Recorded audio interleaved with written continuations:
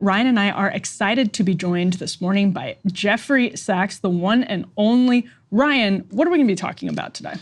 First of all, we're going to start with Ukraine, and then we're going to back up into how we got to the situation that we're in now. People may remember a couple months ago, Matt Taibbi was on the program, and in a kind of offhanded way, Matt and I were talking about the role that we understood that Dr. Jeffrey Sachs had played in the Soviet Union and the post-Soviet Union transition into Russia in derogatory terms, and said what a remarkable kind of journey it had been for Dr. Sachs to have gotten to kind of where he is now, somebody who's often challenging power.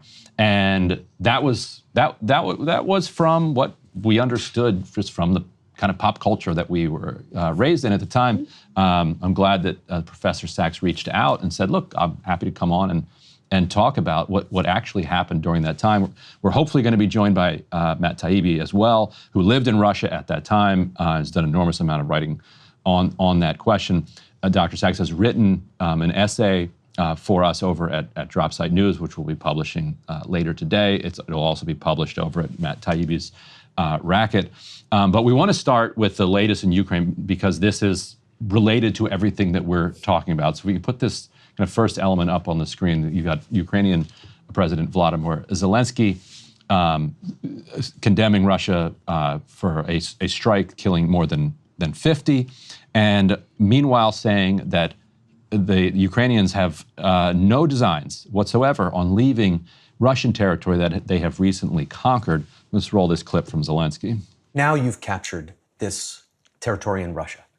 So the big question is, what do you plan to do with it? Нам не потрібна російська територія. Я це завжди. We don't need the Russian territory. Our operation is aimed to restore our territorial integrity.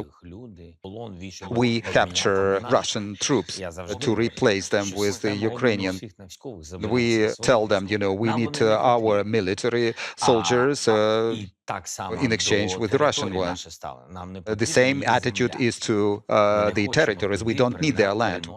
Is the plan to take more territory? I will not tell you. Sorry, I can't speak about it. It's like the beginning of this Kursk operation. With all respect, I can't speak about it. I think that the success is very close to surprise. But conceptually, you have this territory now. You say you don't want to keep it long term. Conceptually, we will hold it. Conceptually, we will hold it. And meanwhile, there's a split screen going on the front line. If we can put up this third element from The Economist, they say, even as it humiliates Russia, Ukraine's line is crumbling in the Donbass. Shock rate inside Kursk has not distracted the Kremlin from advancing. So you've got Russia advancing in ways that we have seen them over the past year, even as this incursion is succeeding, gaining ground inside Russia. So, Professor Sachs, what is your, as somebody who's been following this extraordinarily closely, what is your assessment of where we are today? Ukraine is losing on the battlefield. Zelensky's government is in its last legs, maybe even its last moments, actually, because the contact line, the front line, is in a state of collapse for Ukraine. Not surprisingly, this whole war was misconceived and generally falsely reported by the mainstream Western media because Ukraine could not win this war, and it is, in fact, losing 1,000 to 2,000 soldiers every day now to death or serious wounds. This is a disaster underway. It's hidden from view by the official narratives of the U.S. government and the British government especially, by NATO spokespeople. But this is a disaster, and it's a disaster that was largely caused by the United States, tragically. Again, basic facts that are hidden from view. But the U.S. walked Ukraine into this disaster, and some of us have been saying this for years, and now it's becoming plain as day as Russia advances on the battlefield. So Zelensky he's either delusional or just doing what he does. He's an actor who plays his part. That's probably a great time to start looking back, because actually I imagine you have a lot of thoughts on, the days after the fall of the Soviet Union, how poorly Western media reported on it and how poorly they sort of understood what NATO and others were doing at the time. So, Dr. Sachs, I guess maybe one good place to start on that question is, what does Western media get wrong, and why are they so bad at reporting the truth, the reality of what happens between Russia and now other countries in Eastern Europe?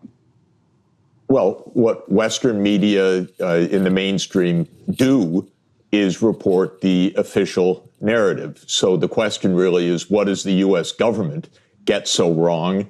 And then why is it parroted by the New York Times or the Washington Post or the other mainstream media? What the U.S. government has gotten wrong all along since 1989, or I would say since 1945, is the idea that there could be peaceful relations with Russia, just normal, cooperative, peaceful relations. But from the first moments after the defeat of Nazi Germany in 1945, the U.S. government prepared for war with the Soviet Union, turned on what was an ally during the war and made it the great enemy. We came close to global annihilation between 1945 and 1989 in the Cold War. I played a role as a much younger economist in the late 1980s and early 1990s as the Cold War was ending, or so I thought. I advised the Polish government. I advised the Gorbachev government, his economic team. I advised the Yeltsin government. I advised the Kuchma government of Ukraine. So I was there during that period, front row seats at least. And what I saw was that the United States was eager to cooperate and to support the likes of Poland, for example, or the Central European countries that had been under the Soviet sphere and Soviet domination. But when it came to the Soviet Union and then later to Russia, that remained an enemy, even at the end of the Cold War, completely contrary to what I saw, what I understood, what I believe till today, that what Gorbachev and Yeltsin were offering was normalcy, peace, cooperation, the chance for a very different and vastly safer world. Well, the United States would have none of it, in fact. What the U.S. wanted was domination. It wanted hegemony. It wanted full spectrum dominance, as the Defense Department famously put it. What the U.S. wanted was expanding NATO, even breaking apart Russia, because that was a part of the CIA ideas that we can intervene in the periphery of Russia and perhaps break it apart on ethnic lines, just like the Soviet Union had broken apart. So this is what I did not understand as I was trying to give economic advice at the end of the 1980s and early 90s. My advice was help the Soviet Union, help Russia, help, because that's what I understand good economics and good geopolitics and security to be. But all my recommendations were rejected. Basically, whenever I said help the Soviet Union or help Russia, no, are you kidding? No way we're going to do that. And I didn't quite believe them that they would be so blind to the usefulness of this. But, if you look back and now with a lot of documents that have been exposed and explained, we never ended the Cold War in 1991. We continued to prosecute the war against Russia.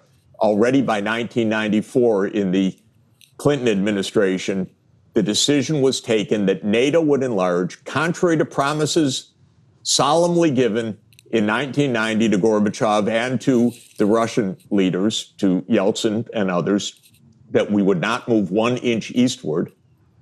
1994, Clinton already agrees. Not only will NATO move eastward, it will move to Ukraine, to the 2,100-kilometer border with Russia. Yeah, and that is the provocation that has gotten us into this mess. And this period, to me, 1989 to 1994 or so, is to me one of the great hinge moments in world history, because you can quite easily imagine a world in which the United States has a relationship with any country that is similar to that we have with, say, Germany or Japan. I mean, we were in a cataclysmic world war with Germany and Japan, and here we are. Some decades later, there's some tensions here and there when it comes to trade and other foreign policy, but in general, we're allies with those countries. There's no chance we're really going to war with either at any time soon. So welcoming Matt Taibbi, who was a journalist in Soviet Union, materialized out of thin air at the time. Yeah. So I know that you lived through this period, and you were equally fascinated by this piece that Professor Sachs has written for us. I wanted to ask you if you wanted to ask him to tease a few parts of it out, or. Yeah, first of all, hello, Professor, and thanks for coming on and joining us. Of course. With this discussion. I was really amazed by some of the things in this essay. Could you talk first about, you advised Yegor Gaidar, I believe he was still the prime minister of the Soviet Union at the time? No, he was prime minister of Russia, Gaidar. I advised Zelensky earlier, who was the economic advisor to Gorbachev. Right, I'm sorry. Okay, this was in November 91, but you advised him to go to the G7 and ask for debt stabilization. What happened when he did that? Basically, when I was asked to come help, why would they ask me for all, for God's sake? And the answer was that I knew something about financial stabilization and financial crises.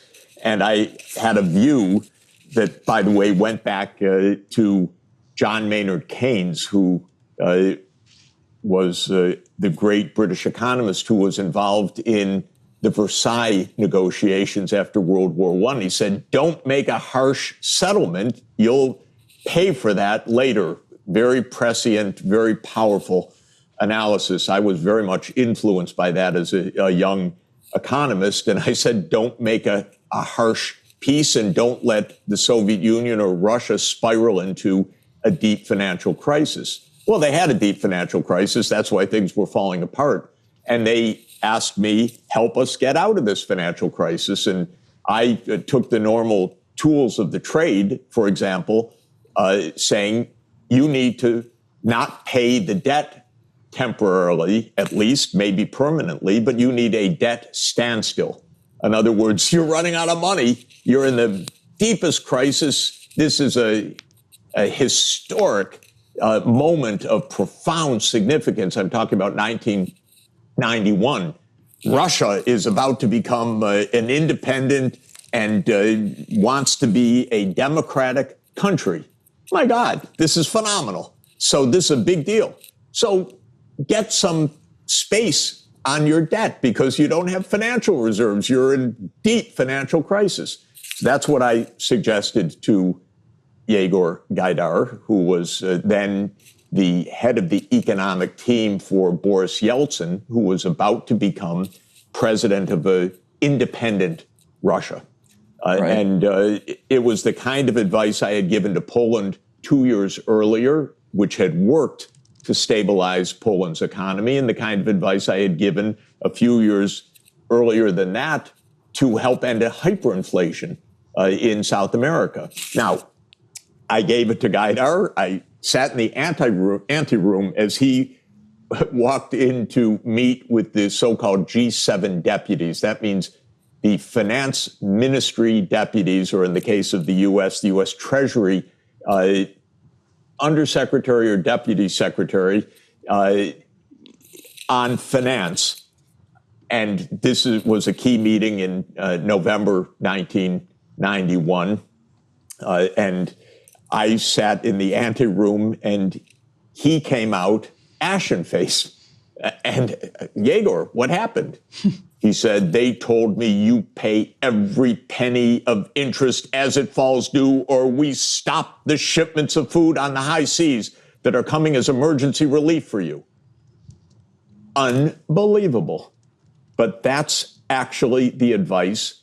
That's what they did, by the way. They continued to pay until they went into default early in 1992 because they literally ran out of foreign exchange reserves. So they went to zero. And then massive crisis came.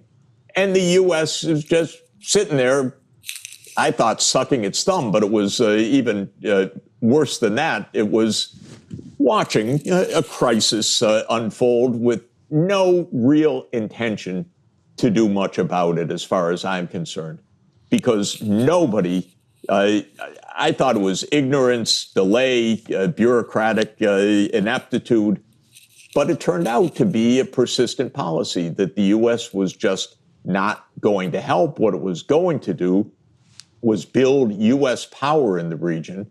It was going to expand NATO. It was going to make its demands. It was going to tell Russia, yeah, you can be a player. Listen to us, join our team, do what we say, don't complain. That was the idea of U.S. foreign policy beginning in 1991-92. Yeah, but it was, in a way, a continuation from 1945. Interestingly, and I need to mention it, back in 1945, we were allies with the Soviet Union against Hitler, and the Soviet Union had lost 27 million people. This unbelievable disaster had borne the brunt of defeating the German army. And within weeks or months of the end of World War II, we started to hire German Nazi scientists, those, of course, who had made the V-2 missile systems, germ warfare specialists who had tortured inmates at and killed inmates at concentration camps, done human experiments.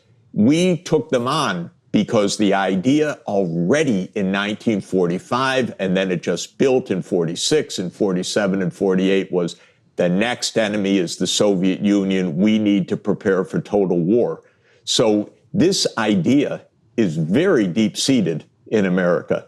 But I thought, I could not have been more thrilled in 1989, 90, 91 to be witnessing the birth of worldwide peace in front of my eyes.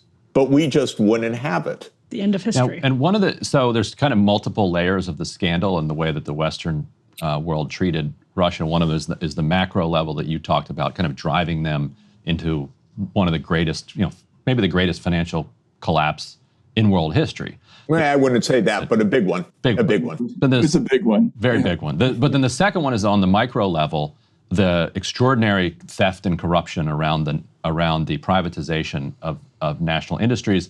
And you've gotten lumped into that sometimes because the Harvard Institute for International Development, which you were involved with, had some of its members involved with that.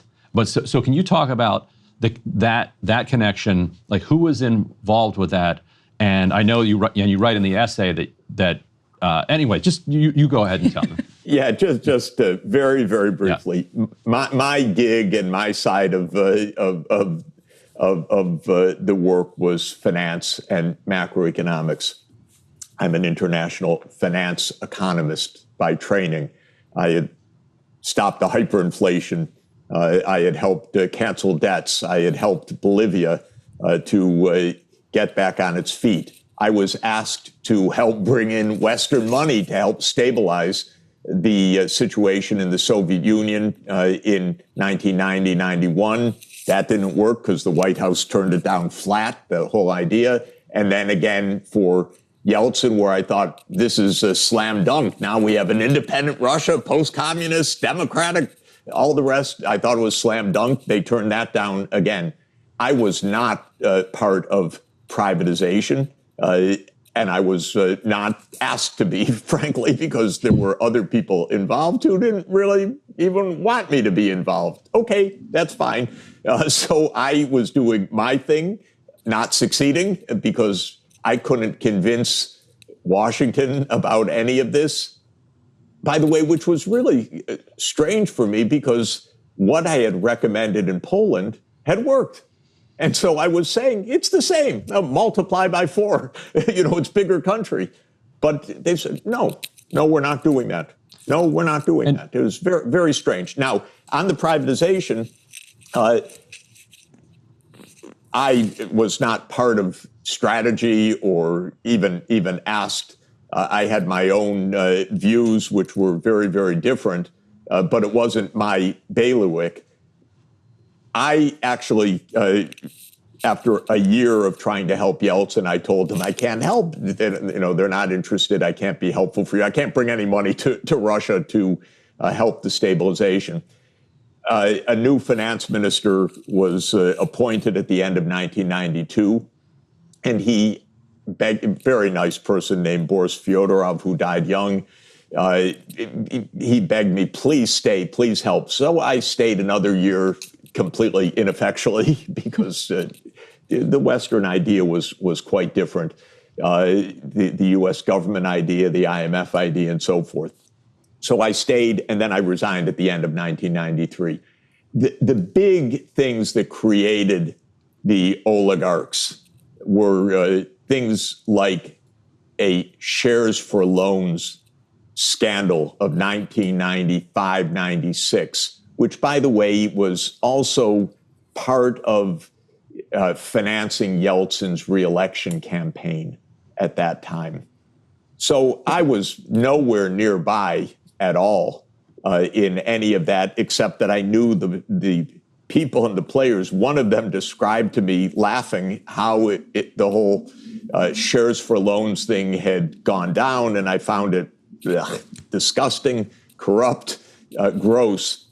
So I called U.S. government officials and IMF and World Bank officials. I said, well, maybe it's like the line in Casablanca. There's corruption going on in this place. There's gambling going on in this place. But I was serious. You really need to look into that. And I just got blank stares back because, of course, they knew what was going on, but they weren't interested.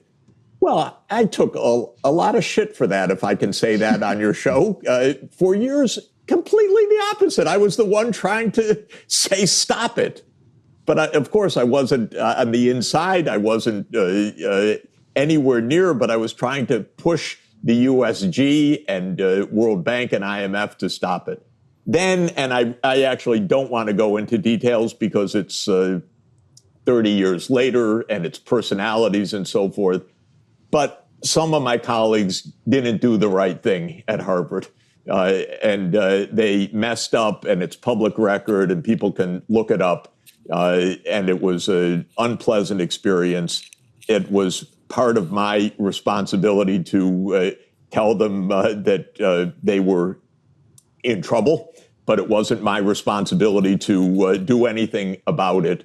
But again, I was a very known person, and so I was lumped together as the Harvard boys do Russia. Okay, this is media. You guys are the world's authorities on this. This is media. Once you got the media, you can't fight the media when you get these waves of slogans that are so good. So truly, let me say two things. The big part of this story is that the U.S. didn't want to help and didn't help in the 1990s on the economic side. But there's a second part of this story which is more important, which is that even with that, even with the financial crisis that Russia went through, which was very painful, even with the default of 1998 that Russia went through, which was very painful, Putin was not anti-American or anti-West or anti-Europe when he came to power. He wasn't in love with the U.S., let me put it that way, but he wanted normal relations. Even then, this did not set things in an inevitable course. It didn't help. But the real changes that put things in a disastrous course were on the security side. First, the expansion of NATO, then the bombing of Belgrade in 1999, 78 straight days of some harebrained, terrible scheme of Madeleine Albright, and to break apart Serbia, which was Russia's ally, and create Kosovo and put the largest NATO military base, Bondesteel, in Kosovo to cover Southeast Europe.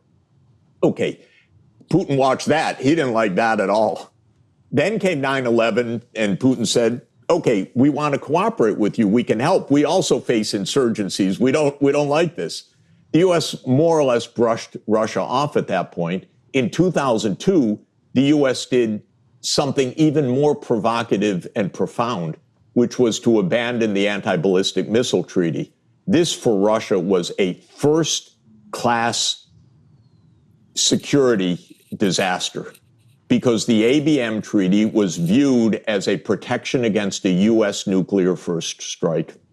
And this was viewed in an incredibly harsh way by Russia, and it is a massive danger. Then immediately in 2003 came the Iraq invasion over Russia's absolute objections, over the UN Security Council absolute objections.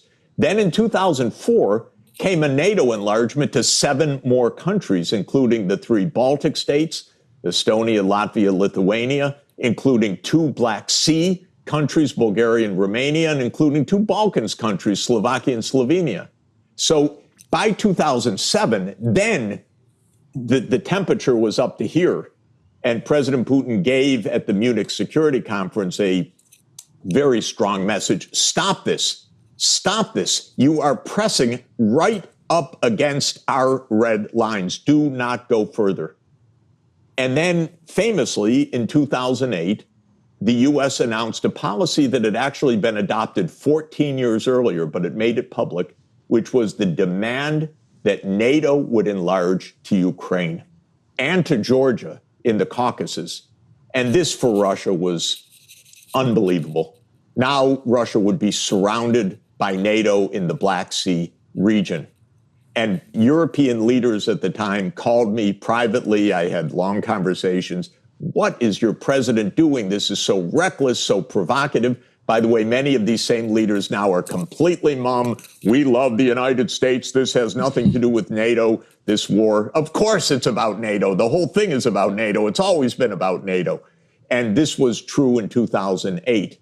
And then quickly to bring the story up to date, in 2011, again, these neocons doubled down. We're going to overthrow Syria, where Russia happens to have a naval base. We're going to overthrow Libya, where Russia has an ally.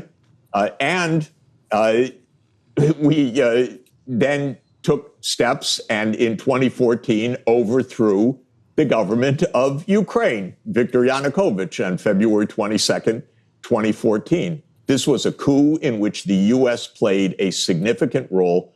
Sad to say, I saw some of it with my own eyes, which I did not want to see, but I did see some of it with my own eyes. The U.S. was up to its neck in that coup. And of course, the Russians knew it. They even did us a favor of intercepting Victoria Nuland's phone call with the U.S. ambassador to Ukraine, Jeffrey Piat, who's now a senior State Department official. Victoria Nuland's my colleague at Columbia University, unbelievably. And that's the Yatsazar guy call? What's that? That's the Yatsazar guy call. That's the Yatsazar guy call. And the reason I saw some of it is that Yatsenuk, who became the U.S. installed prime minister, called me, said, I want you to come talk to me about this economic crisis I'm in. Oh, my God. Well, I knew Ukraine. I had advised Kuchma. I did not understand exactly what had happened by any means. So when Yatsenuk asked me to go there, I flew there. And this was just, I don't remember exactly, a day or a few days after Maidan, after the violent coup. And when I got there, an American or somebody representing an American NGO said, you want to go see the Maidan because we have a few hours before the meeting with the prime minister. And when we went to the Maidan, they explained to me how much American money had gone into pumping up the Maidan. I saw literally, we gave 50,000 to this one, 5,000 to this one, so forth. This NGO, extraordinarily unpleasant. I got the hell out of there that night. And this is the reality. So where did this war come from? It came from the fact that the U.S. was, we call it now Cold War 2.0, but it's really the same Cold War. It never really stopped. The U.S. had a campaign. Well, Russia is going to be second rate or maybe divided or decolonized, to use a favorite word in Washington. But we're going to continue this effort because they're on the other side. It turned out didn't have anything to do with Bolshevism, didn't have anything to do with communism, didn't have anything to do with democracy or not democracy. The U.S. did not want a big power there except one completely subservient to the U.S. When do you think the Russian government figured that out? I mean, I know from living there at the time that sort of the ordinary person in Moscow or St. Petersburg, right after the collapse of the Soviet Union, there was a lot of hope and enthusiasm that there was going to be this glorious partnership with the United States. And you mentioned your hopes that there would be kind of a new Marshall Plan. I know that there were people in Russia who were kind of hoping the cavalry would come and help stabilize their economy, and there would be this, this new flowering of a relationship. But it sounds like what you're saying and what you've written is that there was never any intention to really integrate Russia as any kind of democratic partner. I know when the ordinary Russians started to feel that that was going to not happen, I think Serbia was really a breaking point for them. But when do you think the Russians figured it out? Was it, by the time Putin came to power, or before that, or when did this relationship turn sour finally? I think, look, the situation was very tough economically throughout this whole period. Gorbachev was reviled because of an economy that was in collapse already in the late 1980s. Shortages were everywhere, prices were soaring, living standards were falling, and there was tremendous disarray. When the Soviet Union ended, another dimension of disarray came because now you had 15 successor states that couldn't even manage the mechanics of trade among each other, even though they were deeply interconnected in physical supply chains. That used to be on the basis of orders from Gosplan, from the state planning ministry, but now that didn't exist anymore. So there weren't even mechanisms for trade. So for the person in the street, this was a terrible period, very difficult, very dark from the start. Maybe they hoped the U.S. would do something, and Bill Clinton did smile a lot and did toast Yeltsin and so forth. But I don't think anyone felt too warmly about the United States. I thought it was inevitable that we would help because how could we not? The opportunity was so great. And so I said to President Yeltsin in December 1991, of course we're going to help. He said, we want to be a normal country. We want to have good relations. I said, of course, and we're going to help. It's going to be wonderful. And so I thought, and I'm, a little slow to learn because I thought it was so right to do. I kept thinking in 1992, they'll figure it out. In 1993, Clinton's now in, they'll figure it out. No, well, they never figured that part out. What I did not know, of course, and didn't pay attention to at the time, was the NATO side, that already basically they're planning the NATO enlargement. And now we know a lot more about the actual timing of that. Interestingly, as usual, there's a very pointed article by Zbigniew Brzezinski in 1997, published in Foreign Affairs magazine, where it's called Strategy for Eurasia. And he lays out a timetable for NATO enlargement to Ukraine, which he says will be 2005 to 2010. now it's clear he was reporting actual policy. He wasn't just putting forward a Brzezinski plan. He was reporting what Washington had settled on, in fact. So I think things took time. But I know that Putin was still optimistic about normal relations, good relations with Europe when he came to power, and even in the early 2000s. You know, he's a cynical guy for understandable reasons, and maybe he never expected, like I did, that the West would actually help. But he thought, okay, we could still live together. And I know many Western European leaders, like wonderful Romano Prodi, former Prime Minister of Italy and former President of the European Union, who had very good relations with Putin, and Putin reciprocated the good relations, and it seemed just natural, even in the early 2000s, that things would be okay. And remember then in 2003 with the Iraq War, which the Russians hated, of course, many European countries were at that point ready to express opposition to the U.S. France and Germany said, no, this is a bad idea. So that was siding on the Russian side in a way. Now we have a full block where the U.S. has put its foot down, and every word you hear from Western European politicians is yes, NATO, yes, United States. But it wasn't like that in the early 2000s. So things got worse and worse over time. And before you go, I wanted to get you to respond to the left-wing critique of your time as an economist, both in Bolivia, Poland, and beyond. Shock therapy became the name for this kind of series of neoliberal reforms that were applied to kind of run countries that were facing hyperinflation.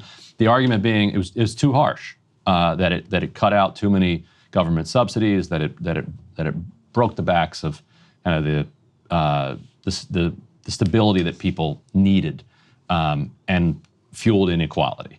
That's the kind of Naomi Klein critique of shock therapy would be along those lines. What's your response? What was your response at the time? How do you look back on it now? Well, my response at the time was, and it's fun for me to look back to an interview that I gave to Lawrence Weschler, in The New Yorker in 1989 when I was advising Poland. And he asked me, what are your views? I said, look, my favorite country's Sweden. I'm a social democrat. I have been a social democrat all along. So just to understand where I come from and what I advocate and what I believe today, I'm a kind of center-left social democrat in the Scandinavian style. That's always been my economic approach and economic philosophy, and it was true then. I'm a specialist, was then, and had some good results in ending hyperinflations. You don't end a hyperinflation by going from 24,000% this year to 12,000% next year to 6,000% the year after to 3,000% the year after. You actually end it immediately, by the way, and not because it's draconian. Actually, ending the hyperinflation is the basis for the society surviving. So by the time I got to Bolivia, there had been 6 years of utter chaos. And in the 12 months preceding my arrival, the inflation rate was 24,000%, which at the time was the 7th highest hyperinflation in world history. And I helped to end it, not by brutal means, but actually by the most normal way within a week, simply stopping a shambolic, disastrous mispricing of their one government resource, oil, which was being given away to rich people, which was being exported on barges across Lake Titicaca. and the hyperinflation came to an end immediately.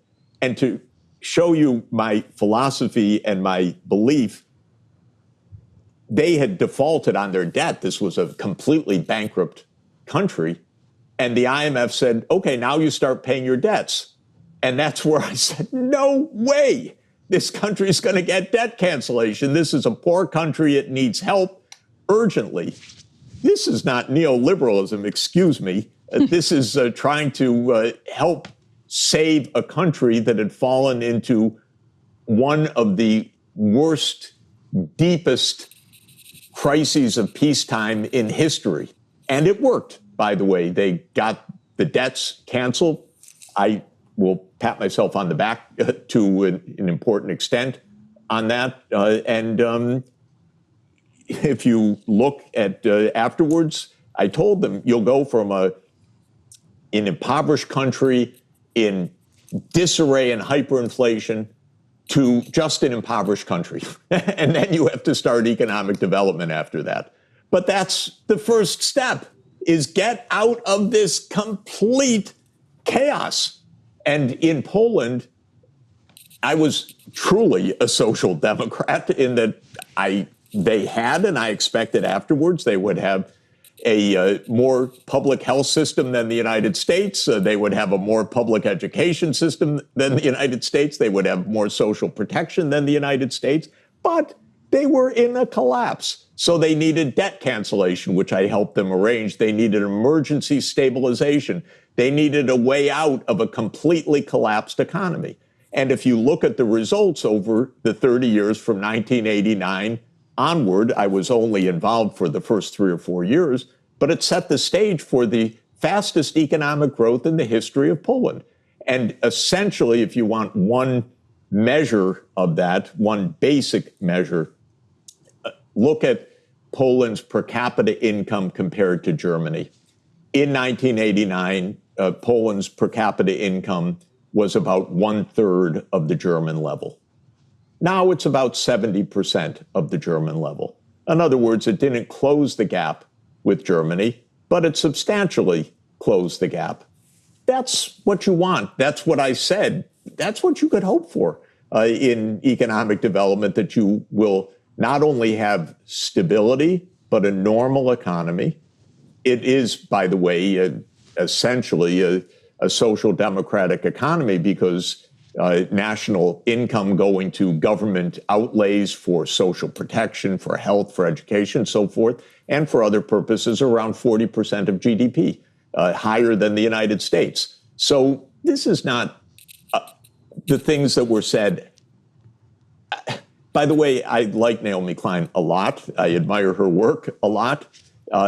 And what she wrote about the shock doctrine of the U.S., which is we're going to run the world and we're going to run it our way, I think is accurate. I don't think she understood exactly what I was saying and trying to do in terms of macroeconomics. So I never really very much liked the confusion, but I appreciate your asking about it. Gives me the chance to explain, but I explained it back in 1989.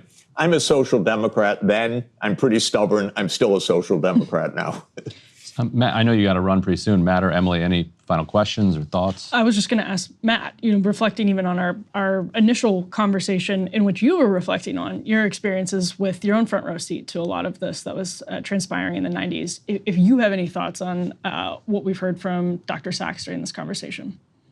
Yeah, I guess I just have a general question, because I was there for the whole decade of the 90s, and by the end of it, I know a lot of people in the expat community, journalists, were saying, this U.S. policy towards Russia is so strange. It's almost like they're trying to screw things up, or that they're trying to destabilize this country. But it sounds like that might have actually been a plan security-wise, or at least that they were indifferent to the consequence of policies within Russia. Do you think it's logical to draw a straight line between what's going on right now, the complete tension between these two countries, and us being essentially in a proxy war with Russia, to the end of the Soviet Union when we decided we were going to adopt this posture towards Russia? I mean, was there at any time a moment where we were actually trying to bring them in and, as any kind of partner? First, we're not in a proxy war with it. We're in a hot war. We're in a real war. We are not only providing the weapons, the financing, the munitions, the targeting, the intelligence, but we have our personnel in Russia, in Ukraine, fighting this war also. Not the soldiers in the uniforms and the boots on the ground, but there are a lot of U.S. weapon systems that have U.S. support. We're in this war. The Russians know it. They say so every day.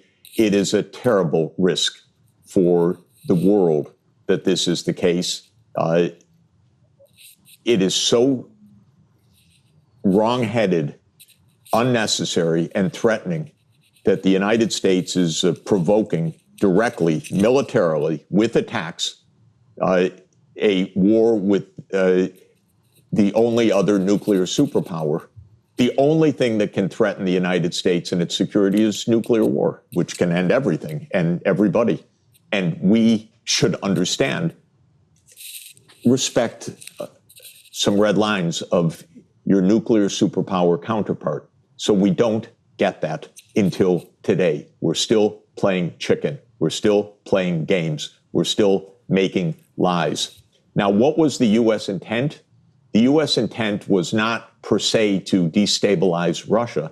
The U.S. intent was U.S. unipolarity, that the U.S. will be the most powerful country in the world. It will have no rivals. It will have only essentially obedience to the U.S. demands. That was the goal. It was thought through already by Cheney and Wolfowitz in the defense documents of early 1992, and it never really changed. The idea is full spectrum dominance, unipolarity, liberal hegemony, terrible term because nothing liberal about it, hegemony by the United States. So Russia, okay, may be divided. I'm pretty convinced that the U.S. has supported Chechen rebels, for example, to eat away at the Russian soft underbelly in the late 1990s and early 2000s. The Russians say so, and I see a lot of evidence for it because we had a lot of fancy people who were on the Chechnya committee. What do they know about Chechnya? Nothing, except that they know that it is against Russia. And so we played a lot of dangerous games, mainly for what Brzezinski wanted, which was for Russia to be a second-rate country, to stop being a superpower.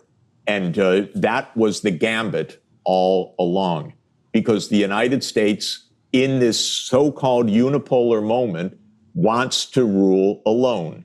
It's a madness and it's a delusion when you're talking about huge, powerful countries with thousands of nuclear warheads. But the U.S. wanted its way. That's the point. It wanted to do what it wants, to put its military where it wants, to get the resources where it wants, to be able to dictate foreign policy as it wants. And that is the whole story from beginning to end. It did not want the nukes going off. It didn't want to bring Russia into such disarray that there would be disaster, but it did not want a strong competitor. It wanted a unipolar world. Well, Jeffrey Sachs, Matt Taibbi, fascinating conversation. Thank you so much for joining us, and thank you, Dr. Sachs, for reaching out and for writing the essay. Absolutely. You guys do such great work. I'm really delighted to be together with you. And we'll be able to read that in Dropsite and Racket, and I Racket, believe. which Matt Taibbi's outlet. You'll be able to catch that at both of those. Thank you guys so much for joining us. We'll see you next time. Thank you. Great to be with you. Thanks, guys. Hey, if you liked that video, don't forget to hit the like button and subscribe to Breaking Points. If you want to see the rest of Counterpoints, go to breakingpoints.com to become a premium member and get the full uncut show every morning in your inbox and on Spotify.